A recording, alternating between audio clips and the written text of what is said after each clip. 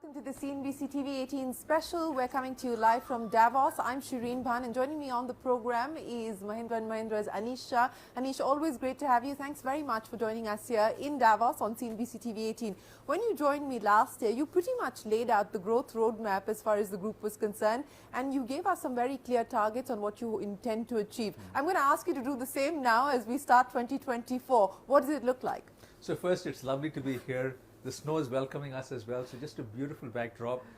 But before I talk about targets for the coming year, it's good to first look back and say what we said last year and what we have achieved as a scorecard in many ways.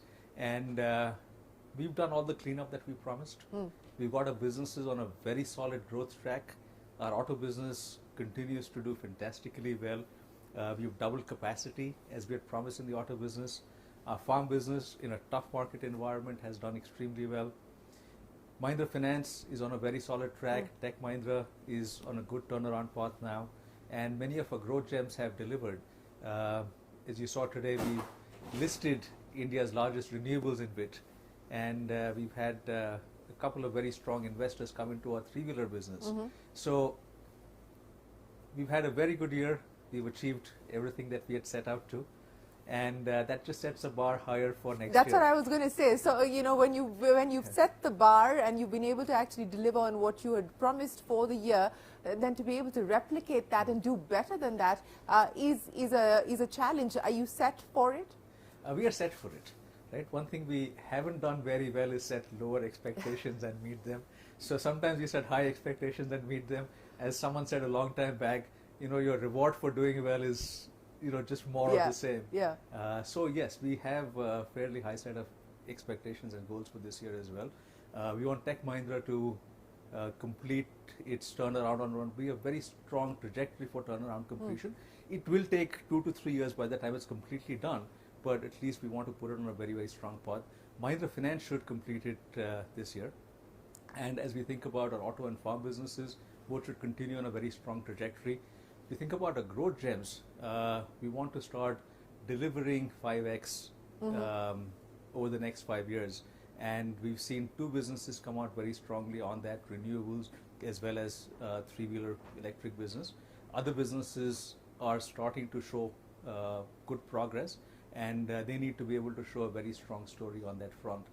So essentially, we want to be at a growth level that's a very rapid growth level, in line with what we see India's aspirations and the optimism that we see in India today.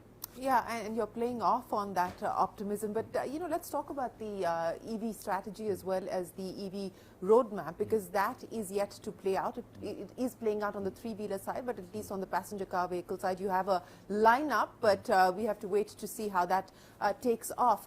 What's the hope? What do you intend to get done, say, between now and 2025? So first, this year we actually got to launch the vehicles, and that's what we have talked about. We are on track, in fact, slightly ahead of track. I have driven 3 of our 5 models that are coming out, and they're fantastic to drive. So I'm personally looking forward to them coming so I can get them for myself. But consumers will love those. These are born electric. It's on an electric platform, and it's going to be very high on technology. And for our consumers who love the XUV 700, this even goes a step further beyond that. So that's going to be the big story for us in electric this year.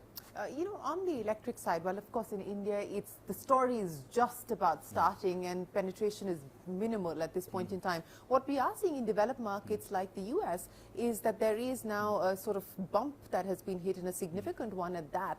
What do you make of how that's playing out, and the lessons perhaps that we need to keep in mind? So first, let's look at what has worked well. A good set of products has helped US get off to a good start on EV. We will come up with a very good set of products at a price range that will be competitive. So that will be a good start. The key is going to be around charging infrastructure. And that's a road bump we are seeing in the US right now, as consumers are starting to feel that pinch around the challenges in charging at times. Range is addressed, pricing is addressed, product is addressed. And for charging infrastructure to come in, charging time has to come down. We will get it down to 25 minutes from what we see 45 minutes in many cases right now. And that 25 minutes has to come down even further. But we have a long way to go in India. We are at 1.5% penetration. We've got to get to at least 20% first as a first step. By the time we get there, my sense is charging time will come down, and that will allow for a much broader charging infrastructure, which will make electric a lot easier for everyone to get. And that is going to be part of your build out of the ecosystem plan as well. That will be part of the build out, and then the positive aspect there is a number of companies want to build that charging infrastructure, and as we see more electric cars come on the road, we will start seeing more of that infrastructure coming. You know, you've got investors on board as far as, of course, the InvIT's concerned, which is the listing that took place today, and on the EV side of the business also. Are you looking at bringing investors or, you know, capital for any of the other businesses where you see the headroom for growth as being significant? For our growth gems, we will, because our approach has been bring in investors who can help us grow the business much faster. And we may not look at a new set of investors coming unless there is someone who can really help us. We've got a good set of marquee investors now, and they're keen to do a lot more with us. So the investors that have invested in the EV business, for instance, could potentially invest in some of the other growth gems? Could potentially invest in other areas as well, and they are keen to look at what else we're doing to be able to partner with us in multiple areas. But the key is, the mindset we've set now is we will grow businesses rapidly, we will make sure they've got a strong right to win, and bring in investors who can help us further progress in that business much faster. So is that likely to be something that gets done in 2024, bringing investors on board for some of these growth businesses? This will happen from bilateral conversations. For any of our fundraisers, we haven't sort of gone out and said we want to raise funds. It's always been finding the right investor and bringing them in. So at this point, I can't say how many will take place, but it's something that as we develop strong business plans for each of these businesses, we will see interest from investors. The one thing that investors have told us and what they have seen is strong delivery on everything we do. So as we continue doing that, we will continue to have high demand for them. You know, when you spoke about the right to win, you said like the last few years have really been about the cleanup, and you believe that that process is now over and done with, and now it is about growth and stepping up on growth. There are many segments, many businesses where you operate where you're not in the top pecking order. So have you set targets for where you wish to be in each of those businesses? So each of our growth gems has to grow 5x in the next 5 to 7 years. Some of that will put us in the top 2 or 3. Some of that may take a little longer to get there. For us, it's about growing businesses the right way. We have a longer time horizon in that sense, while we have the urgency to grow fast right now. And the key is to have the ambition and then to deliver on it. And M&A part of that plan, or that's not something that you're considering? And I know that you said you don't have the appetite to do more outside of these existing businesses. You want to consolidate and ensure that these scale up. So M&A for any of these existing businesses to beef up capabilities or enter new markets, etc.? Yes, M&A is on the plan or the blueprint right now. The key for us again is to be able to deliver what we promise when we acquire a company. And if we can do that, that will just help these businesses scale up faster. And where do you believe that you may potentially look at an acquisition, look at M&A at this point in time across these businesses? I'd say across all of them. Because when we have to grow 5x, acquisitions will be a part of that. We will have to acquire some capabilities, build some ourselves, and therefore we will look at acquisitions across the board. Will it also be done through the lens of trying to grow out the export side of the story, because that is one of your priorities as well, to grow that out? Yes, we firmly believe that we can make in India for the world, and that confidence we have from the quality of vehicles that we've delivered, from the quality of tractors we've delivered.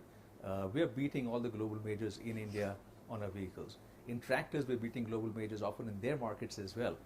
So therefore, for both of these product sets, we feel that there's a strong right to win globally. And we do want to be able to make in India for the world, and then expand that to some of our other businesses as well. So you enter 2024 feeling confident of being able to achieve the targets that you've set out? Yes. And the history, while it's not a your predictor of the future, yes, your scorecard helps a lot. Your scorecard, which we've just gone over on CNBC-TV18, does reflect that you have been able to deliver on the past promises. The hope is that the future targets will also be achieved. Anish, always a pleasure. Many thanks for joining us. We wish you the very best of luck, and always great to see you on CNBC-TV18. Likewise, great being here. Thank you very much, and wish Thank you you a for wonderful week at braving the Davos. snow with us.